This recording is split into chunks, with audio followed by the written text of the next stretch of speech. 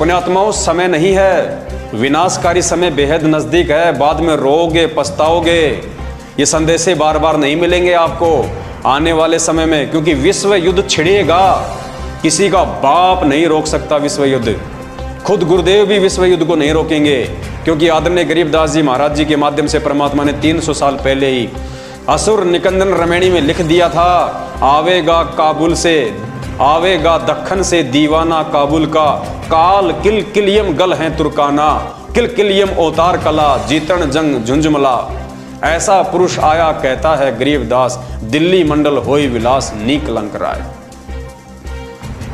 परमात्मा ने तीसरे विश्व युद्ध की भविष्यवाणी की हुई है। असुर निकंदन रमैणी का सरलार्थ पढ़ लेना इन चौपाइयों का, कि आवेगा दक्खन से दीवाना काबुल का, पढ़ लेना अच्छे से कान खोल के। पूरे विश्व में टहलका मचेगा, ज्यादातर मुस्लिम कंट्रियां आपस में कट के मर जाएंगी। अमेरिका, चीन और रसिया 90% इसका सत्यानाश होगा, नष्ट होगा। बचे कुचे लोगों को भारत शरण देगा। और ये सतगुरु रामपाल जी भगवान उस समय आएगा जब पूरी दुनिया में तहस नहस मच जाएगा, तहस नहस मच जाएगा। पूरे हिंदुस्तान में आर्मी शासन लागू होगा, मिलिट्री शासन लागू हो जाएगा, इमरजेंसी लग जाएगी जो सन 1984 में पंजाब में लगी थी।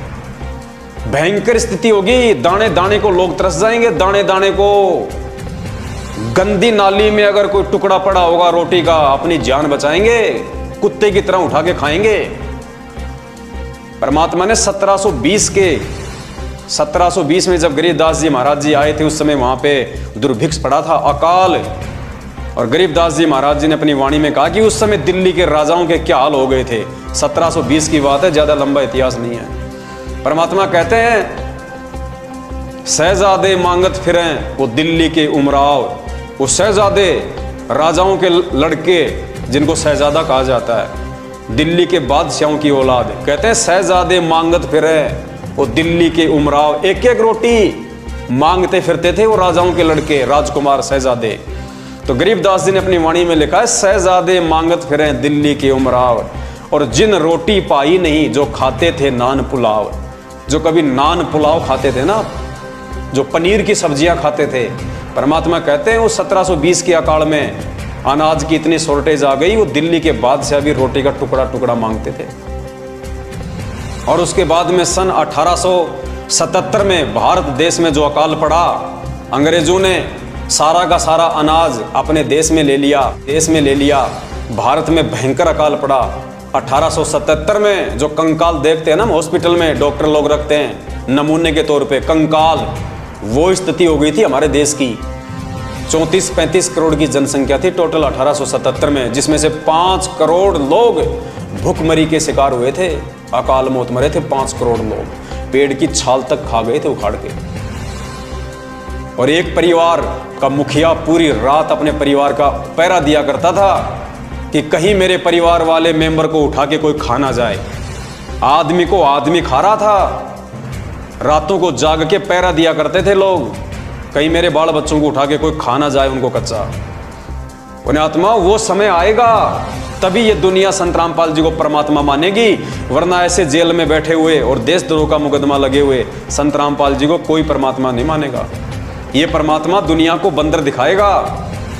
लेकिन सबसे विचारणीय विषय ये होगा कि उस समय उन मंदबुद्धि और बेबुद्धि भक्तों का क्या होगा जो आज साध संगति से ना जुड़ के अपनी मर्यादा तोड़ के परमात्मा से दूर होते जा रहे हैं। आप लोगों का क्या होगा उस समय। पुण्यात्माओं, ये बातें तुम्हें मजाक लग रही होंगी, ये मजाक नहीं है। 27 साल से भगवान चिल्ला चिल्ला के जेल में जाके बैठ गया, किसी ने नहीं सुनी। दुनिया के तो छोड़ो, आज खुद 90% उनके भगत उनकी बातों को भी यकीन नहीं कर रहे। आज उनके भगत उनको परमात्मा नहीं मान रहे, उनकी शिक्षाओं पे नहीं चल रहे। 27 साल से भगवान ने जो निर्मल ज्ञान दिया उसके विपरीत चल के अपने गुरु जी की धज्जियां उड़ा रहे हैं, उनके आदेशों की धज्जियां उड़ा रहे हैं।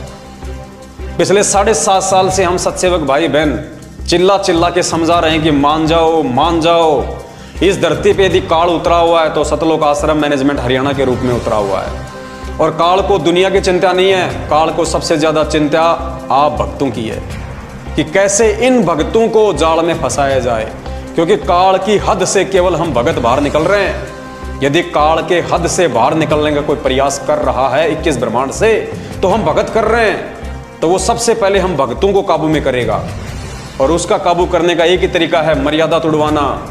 क्योंकि गुरु जी का वचन है, गरीबदास जी महाराज जी ने अपनी वाणी में लिखा है कि मुझे परमात्मा ने दुखी होते हुए कहा था कि गरीबदास, मैं समर्थ हूँ, मैं परमात्मा हूँ, अनंत कोटि ब्रह्मांड का स्वामी हूँ, लेकिन भाई मैं क्या करूँ, मेरी आंखों के सामने मेरे बच्चे मरते, मुझे बड़ा दुख होता है, मैं क्या करूँ। तो गरीबदास जी महाराज जी ने परमात्मा की उस वाणी को अपने शब्दों में लिखा